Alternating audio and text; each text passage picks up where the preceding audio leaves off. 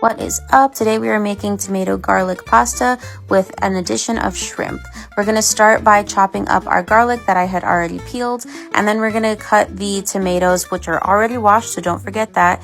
You can also use cherry tomatoes, but I went in with Roma tomatoes and then just cut them into that approximate size. If you have cherry tomatoes, you could just cut them in half. I'm then going to add some olive oil to a pan and let that heat up. Once that's a bit heated, then we can throw in our garlic. We want to make sure that the garlic gets toasted before we go in with the tomatoes. I'm going to give this a mix and then add a little bit of salt right in there and let that simmer for a little bit. You can see here that I'm using a flatter spoon so that I can press them down a little bit.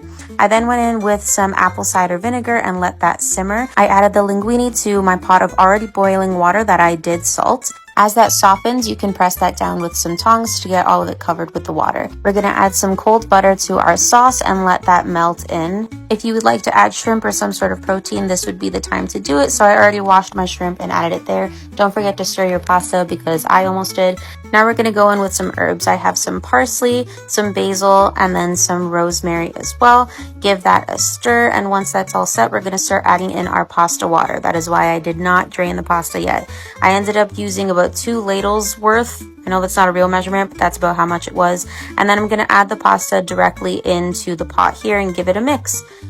If you'd like to add some cheese, this is the part where I would suggest adding in some shredded Parmesan, but I ended up just adding it as a topping afterwards.